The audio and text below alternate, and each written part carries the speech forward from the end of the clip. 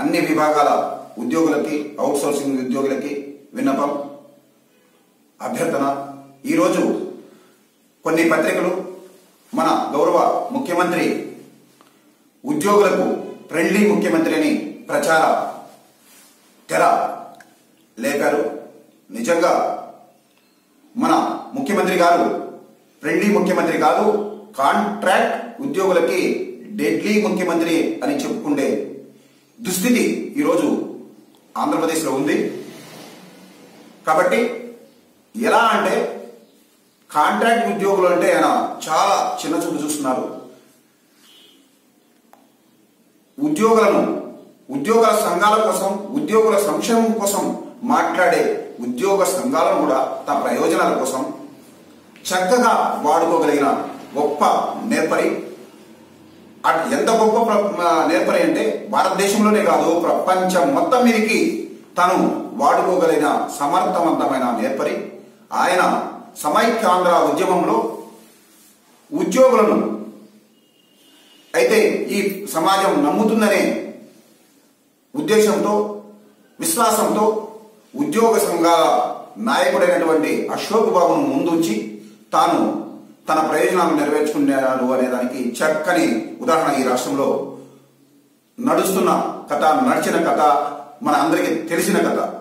ఈరోజు అశోక్ బాబు గారుకి చంద్రబాబు ఏ మాట చెప్తే అదే పాటించారు అనే దానికి అది చక్కని ఉదాహరణ. సమైక్యాంధ్ర ఉద్యమం చేశారు. అయినా రాష్ట్ర విభజన, తెలంగాణ ప్రజల ఆకాంక్ష మేరకు, అన్ని పార్టీల అభిప్రాయం మేరకు ఒక కమ్యూనిస్ట్ పార్టీ మినహా అందరి పార్టీల మద్దతుతోనే రాష్ట్ర విభజన జరిగింది. అయితే చంద్రబాబు ఆంధ్రప్రదేశ్ యొక్క మనసులను పక్కదారి పట్టించే ప్రయత్నంలో భాగంగా ఉద్యోగ సంఘాల యొక్క విశ్వసనీయతను ముందు పెట్టి చేసే ప్రయత్నం చేశారు. అయితే అంతేగాని ఆంధ్రప్రదేశ్లో ఉండే ఉద్యోగుల సంక్షేమం గాలి వదిలేశారు. అంతకంటే మరింత ఎక్కువగా కాంట్రాక్ట్, అవుట్ సోర్సింగ్ ఉద్యోగుల గొంతు కోశారు అని చెప్పొచ్చు. ఖచ్చితంగా గొంతు కోశారు. ఈరోజు మేము ఒక చక్కని ఉదాహరణ. ఈరోజు కాంట్రాక్ట్ పారామెడికల్ ఉద్యోగుల కోసం 2002 డిఎస్సి ద్వారా నియామకాలు చేపట్టింది. 2002 చంద్రబాబు ముఖ్యమంత్రిగా ఉన్న రోజే కాంట్రాక్ట్ విధానాన్ని ప్రవేశపెట్టారు. కాంట్రాక్ట్ ఉద్యోగుల నియామకం కోసం నోటిఫికేషన్ ఇచ్చారు. Rule of reservation, merit of order, అన్ని నియమ నిబంధనలను ప్రకారం 1 సంవత్సరం కాంట్రాక్ట్ అనే పేరుతో ఉద్యోగాలు నియమించడం జరిగింది. అయితే చంద్రబాబు నాయుడు ఆ కాంట్రాక్ట్ ఉద్యోగులను ఇప్పటి వరకు ఎప్పుడు రెగ్యులర్ చేసే దానికోసం తను ప్రయత్నం చేయలేదు, రెగ్యులర్ చేయలేదు. అయితే 2004 తర్వాత 14 వరకు కాంగ్రెస్ గవర్నమెంట్ కొందరిని డాక్టర్లను, నర్సులను, ఇటు కొన్ని క్యాడర్లను మాత్రమే రెగ్యులర్ చేయడానికి ప్రయత్నం రెగ్యులర్ చేశారు. అయితే ఇప్పటికి కూడా కాంట్రాక్ట్ హెల్త్ అసిస్టెంట్ మేల్ కానీ, ల్యాబ్ టెక్నీషియన్ కానీ, ఫార్మసిస్టులు కానీ ఇవన్నీ కూడా ఈ రోజుకి కూడా రెగ్యులర్ చేయలేదు ఈ ప్రభుత్వం. అంతేకాదు ఈరోజు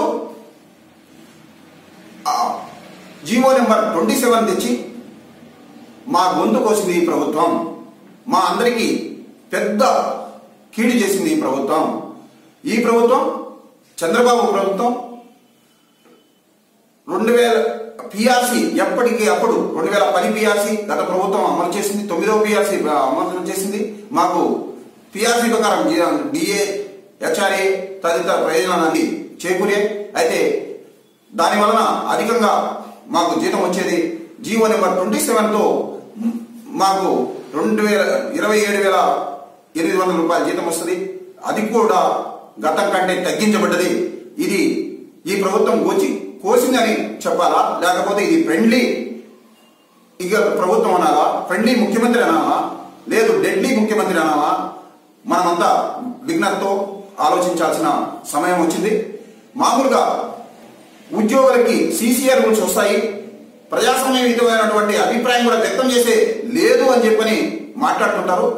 అదే చంద్రబాబు నాయుడు గారికి నేను ప్రశ్నిస్తున్నా, నువ్వు సమైక్యాంధ్ర ఉద్యమం కోసం అశోక్ బాబు పేరుతో అన్ని ఉద్యోగ సంఘాలను వాడుకొని అదే ప్రజా సమస్యల కోసం ఉద్యోగుల సంక్షేమం కోసం ప్రశ్నిస్తే సీసీ రూల్స్ అడ్డొస్తాయి అని భయపెట్టాలనే ప్రయత్నం కూడా ప్రభుత్వం చేస్తుంది. కాబట్టి కాంట్రాక్ట్ పారామెడికల్ ఉద్యోగులు కావచ్చు, మిగతా విభాగాల్లో ఉండే అన్ని రకాల కాంట్రాక్ట్ అవుట్సోర్సింగ్ ఉద్యోగులు కావచ్చు తన నిరసనని, అసంతృప్తిని, ఆవేదనని వ్యక్తం చేస్తూ ప్రభుత్వాల దృష్టికి, పార్టీల దృష్టికి తీసుకెళ్లాలా. అన్ని పార్టీలు కూడా ఈరోజు ఎన్నికల మేనిఫెస్టోలో కాంట్రాక్ట్ అవుట్సోర్సింగ్ విధానం పట్ల ఏమి చిత్తశుద్ధి ప్రదర్శిస్తారో వాళ్ళ ఎన్నికల మేనిఫెస్టోలో పెట్టమని చెప్పని మనం కాంట్రాక్ట్ పారామెడికల్ ఉద్యోగులుగా డిమాండ్ చేయాల్సిన ఆవశ్యకత ఉంది.